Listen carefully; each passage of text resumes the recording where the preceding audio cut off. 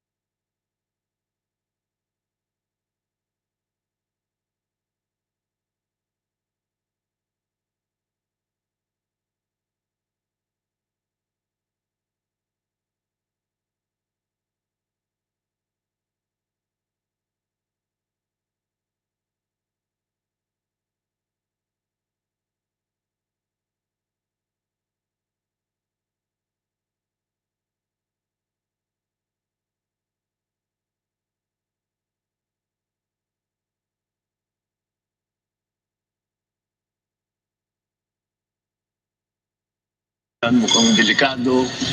Walang nagbago ng kanilang pagplano na pagpatayo ng nuclear power plant kahit saan. Amerika tuloy-tuloy pa rin. Sa France, the majority of their power is already created by nuclear power. So in the other countries, ganun din. So I still think that it's something we should examine. There are many new technologies. One of the ones that we keep reading about are the modular nuclear power plant. They start with a small one. Gusto mong palakihin, bumili ka ulit ng nodule, ikakabit mo rin palaki mo ng palaki hanggat gusto mo. Siguro naman kaya natin patakbuhin ang nuclear power plant. Wala naman, there's no reason na bakit hindi kaya ng Pilipino na magpatakbo ng nuclear power plant. So, it's something that should be part of the mix. Kasama diyan is COP26, where we decided to cut down on coal-fired power generation. And what happened, nagtaas na ng presyo kasi walang kapalit sa renewable. Ibig sabihin, yung mix ng renewable at saka traditional, kailangan talaga natin, we have to decide once and for all, what is the mix that is good for the Philippines. I think it's not going to be a static point. I think as years go on, and we develop renewables, we develop other sources of power, that mix is going to slowly shift towards renewables, hopefully, because that's what we want because of climate change. But nonetheless, that mix is still something that's up in the air that we haven't really determined what is proper and appropriate for the Philippine setting. But to make a short answer to your question, is that lahat kailangan natin. Kailangan natin palaki ng hydroelectric, kailangan natin palakihan yung geothermal, kailangan natin paramihan ng mga power plant, kailangan natin tumingin sa mga bagong technologies, mga wind farm, solar, kailangan natin tingnan ng nuclear. At kung kailangan talaga, hindi balikan natin oil-fired. But oil-fired has become less and less attractive because of what's happening in the volatility of oil prices, especially in the last 2-3 years. Then with this new development in Ukraine, talagang kailangan pag-isip-isipan natin na mabuti. Kasi baka maipit tayo, pag tumaas na naman yan, hindi natin may patakbo yung planta natin, balik na naman tayo sa dati. Nasa brownout na naman tayo. Now we have lots of coal here in the Philippines. The Chinese claim to have good enough technology. I've actually visited one of their coal-fired plants that na malinis na. That they're able to extract the carbon and they're able to dispose of the carbon properly. So all of these things we need to look into. Lahat yan kailangan natin. Well, after the generating companies, meron po tayong Transco. Marami reklamo sa Transco, Senador. Open ba kayo sa idea na katulad ng tubig, may west sector operator, may east sector operator, chop natin ang Transco? I don't think so. May economies of scale yan eh. Ang business model ng high tension na delivery na ginagamit ng Transco is the same as a tollway. You maintain the tollway, you collect toll, and that's how you pay for what you build. That's the same thing that Transco should be doing. Yun lamang siguro na hindi sapat. Sa amin lang, marami kaming pangangailangan dyan sa Transco. We were hoping to build a high tension cable from Ilocos Norte to directly export the power we are producing via windmills directly to Manila because that's where the demand is. And it's more profitable for us. But hanggang ngayon hindi pa nangyayari. And I'm not sure. I'm not privy to the board meetings and the discussions going on in Transco. So I do not know quite why wala pa yan. But yes, it really should be a simple operation na madali lang naman patakbuhin dapat yan. Kaya pag-aralan natin kung bakit nagkaroon ganon. You mentioned EPIRA. We have to look back at EPIRA. I think EPIRA might already have at least certain provisions in EPIRA are already obsolete. As a matter of fact. Senator? Yes. I hope you don't mind. I'd like to switch topics a little because we have a short period to ask so many issues. All right. I'd like to ask about agriculture because you've mentioned that in the last time you were here. One of the biggest problems that the sector is facing is the aging of farmers. Yes. One study I've read said that their average age is between 57 and 59. And the worst thing is their children don't want to go into agriculture. And this observation is supported by declining enrollment in agricultural programs of SUCs across the nation. And last, the Secretary of Agriculture last year said that we may be facing a critical shortage of farmers in as little as 12 years. And he said this last year. So maybe you'd like to share with us what your plans are regarding this issue. Regarding the age of farmers getting older, not only are they discouraged to come in, their parents who are farmers, they say, wag na kayong pumasok dito, napakahirap ng buhay dito. Mag-aral kayo, pumunta kayo sa Manila, pumunta kayo sa city, dyan kayo magpagaling para hindi niyo na kailangan daanan itong dinadaanan namin. That's the state of the agriculture in the Philippines today.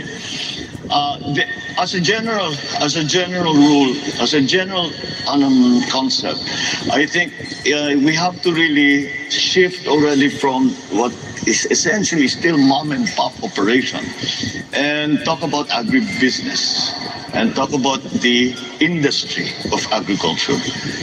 And there are many things that we need to do to achieve that, to get to that point. See, let's go back to the issue of the age of our farmers and the young people who are not going into agriculture. If it is an agribusiness, if it is not the traditional farming method that we are always going through, that we have been doing for the last millennia, but move into something that is more high-tech, then that will necessarily need for the entry into more technically minded agribusiness practitioners, and that will bring the age younger immediately. I know already for myself, young people, people in their 30s who have discovered some new technology or have come across a new thing. Bagay sa atin to, doing natin. And they do, and they have brought all kinds of new techniques to farming, but it's not yet extensive because there are no encouragements coming from government in terms of tax breaks, in terms of I don't really believe in subsidies in that regard, but I still think that we can improve the attractiveness of the agricultural sector to younger people if we use the most modern, most interesting technology. And the kids say they can geek it out, right? They'll just pag-aralan nila na mabuti. That's a very interesting. It will become a very interesting line of work. Is there an important role for government to play? Because if you look at the public spending on agriculture in the Philippines, it's only about 1.7% of the national budget, far below what is being spent in other ASEAN countries. Yes, it's been that, and it has been that way for a long time. I think we have really neglected agriculture because we had a system set up where the entire value chain was attended to by government. And of course, the private sector practitioners come into the picture during the trading and in the market. But that was dismantled in 1986 and has not been a replacement for it. So we have to do it again. And if we look at the countries that we are competing with in terms of rice production, for example, they're Thailand and Vietnam, the obvious ones. Their cost of production is lower. The labor segment of their production cost is 1/2 of ours, and that's due to mechanization. We have not mechanized at all. It's going to take. It's not a simple thing because we have to organize now to be able to mechanize properly, to use the big machines, the big tractors, the big harvesters. Yung nakikita natin sa ibang bansa na ginagamit, nakalaki-laki, na ang bilis-bilis, siguro sa isang araw, ilang hektarya na nako-cover nila. Pero ang average na land holding dito sa Pilipinas is less than 1 hectare. So hindi mo magamit yung mga ganung klaseng makina. So the way to do it, or the way we did it in Ilocos, was we organized the cooperatives. And in that way, we were able to take full advantage of economies of scale. And I think that's what we need to do here in the Philippines now. But there are other things that need to be done as well. I think the fact that we are importing galunggong has been made very, very public. It's been very, very clear that it is quite a surprise for us to get into that situation. But again, it really comes from a neglect and the agricultural sector. So the things we have to do the research and development for the new varieties, for the new yung nag-aalaga ng hayop, paano yung gagawin yung pagkalat ng mga inahin. Again, these are different schemes that we have to put together. In our fisheries, there is a very, very good potential for us kung ayusin lang natin ang ating kinukuhanan ng isda. Number one, bigyan natin yung mga mangingisda na mas malaking bangka. Maliliit lang yung bangka nila eh. And they have to go out already 12 kilometers kasi overfish na dito sa loob. And then of course, patrol so that maraming nagpo-poach sa atin. So we have to have all the best techniques and technologies for our farmers and for our fisher folk. So that's just the beginning of it. And then the support. Now, one of the biggest problems that the agricultural industry is facing right now in terms of crops is urea is 2,500 pesos now. And we know of many areas where farmers just didn't plant. And that kills our production. Taas na naman ang importation natin. Because minsan, kung kulang talaga. Kung pabayaan mo yan, tataas naman ang presyo, hindi na kaya ng tao. Kaya talagang kailangan ayusin yung agrikultura. So you have to support, the government has to support that. This question of urea, for example, siguro ang gobyerno nang bibili in bulk, hundreds of tons of urea, and then isama na yan sa production loan bago planting season. Magbibigay ka ng production loan sa farmer, yung iba pera, yung iba seedlings, yung iba abono, the fertilizer at saka yung pesticide. And then you could support them with new techniques, the techno demos, teach them what are the new plants, what are the new techniques, how you can save water, how you can save on the other inputs, etc., etc. And then the processing. You know, it is not, should not really be allowed anymore. Dapat in the year 2022, dapat wala na tayong nakikitang palay na tinutuyo sa highway. Dahil dapat meron na tayong binigay. Yan, si Rolex knows this well from because sa local talagang yun ang problema eh. So, tapos yung mga milling, dapat talaga meron tayong milling na small scale, large scale, depending on what everyone. So the value stays with the farmer. Hindi pumupunta sa trader na may malaking milling na planta. I mean, there's nothing wrong with the traders. They have a part to play. But let's keep as much of the value added and give it back to the farmer. And then, if we are able to do that, gumanda ang ating production, bumura ang ating production cost, we can directly sell it. And the kadiwa is the example that we always use. We can sell it to the public at a lower price, assuming the government will not make a profit, because the government should not make a profit. So they should be able to sell these basic agricultural products for less. Mr. Marcos, Yes, we all know that your campaign's theme is unity. And recently you made a statement on an issue that, would test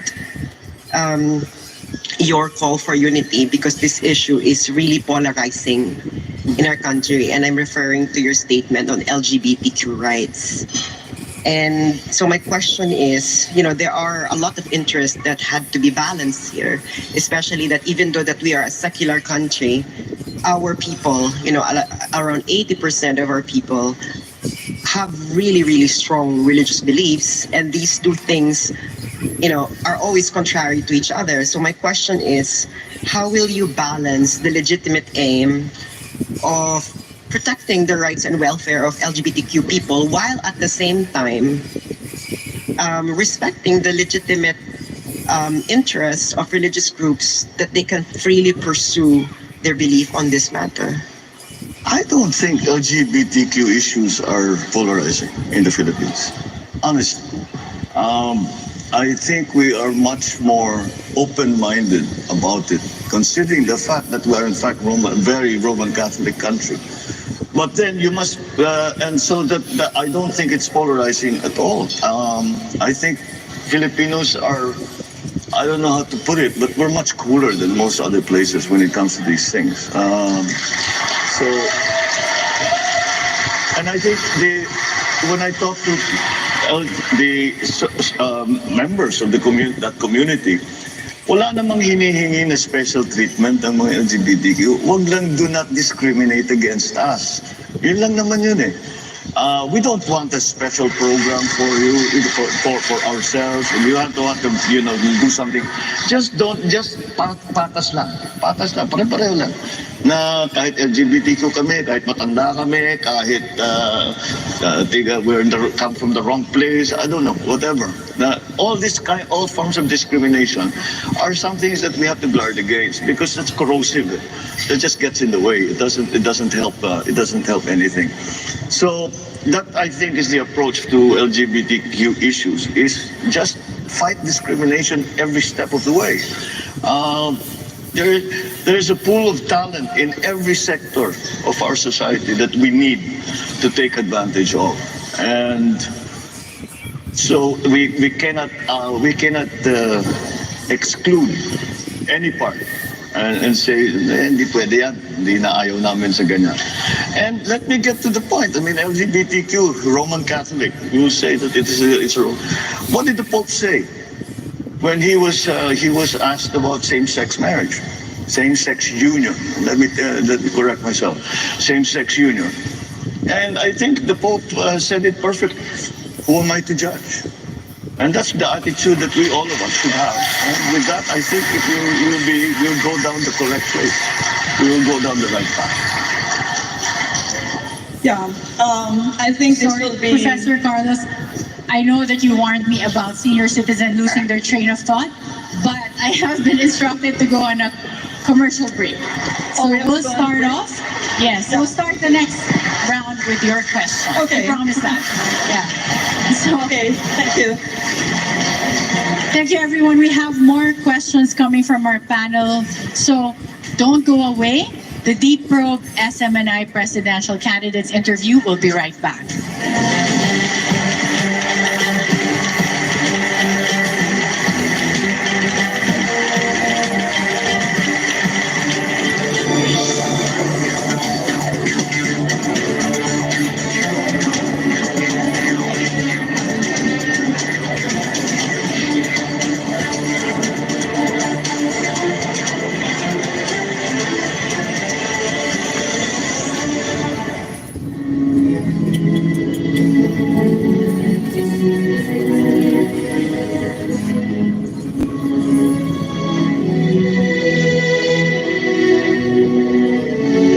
Gabay para sa tamang pagpili ngayong eleksyon, hatid namin sa inyo itong mga leksyon. Sino ang dapat na magpatuloy sa pagbabagong nasimulan? Sino ang dapat na mailukno sa kapangyarihan? Dapat may paninindigang ipagpatuloy ang laban kontra insurhensya at iligal na droga. Matapang, ngunit may puso, may malasakit, handang magpatawad, tagapagtaguyod ng kapayapaan at pagkakaisa. Handang isakripisyo ang meron siya, mapunan lang ang kakulangan ng iba. Ang pulso ng taong bayan, nasa sa kanya. Mautak, madiskarte at alam ang saklaw ng batas. May kumpletong solusyon sa bawat problema, lalo na sa gitna ng krisis at pandemya. Kilalanin mo ang iyong iboboto. Aralin ang plataforma. Paano ito isa sa katuparan at patatagalin? Suriin ang track record. Sawa na tayo sa puro forma at salita. Ang kailangan natin ang magpapatuloy sa pagbabagong natatamasa ng sambayan ng Pilipino. May malakas na paninindigan sa tama, hindi magtataksil sa bayan at hindi tayo ipagpapalit sa kahit anuman. Matapat at hindi magnanakaw, hindi sarili, kundi ang interes ng bayan ang inuuna. May political will, totoo ang serbisyo at handang ibigay ang lahat. Matugunan lamang ang mga isyu na kinakaharap at kakaharapin pa ng bansa. Bilang botante, nasa atin ang responsibilidad na ihalal ang nararapat. Isa itong desisyon para sa nakararami kung kaya't pag-isipang mabuti. Huwag magpadala sa kasikatan at sabi-sabi. Ikaw mismo ang kumilatis. Tandaan, nakasalalay sa desisyon mo ang magiging kinabukasan ng bansa. Kaya, maging matalino. Maliban sa totoo, dapat may karanasan at kapasidad na mamuno. Hindi ka mabibili, kaya huwag kang magpapabayad. Bigyang dangat ang iyong boto. Katuwang niyo ang SMNI sa isang malinis at patas na eleksyon. Dahil dito, siguradong balitang totoo. Ibibigay namin sa inyo mga impormasyong tama. Tuloy ang pagbabago.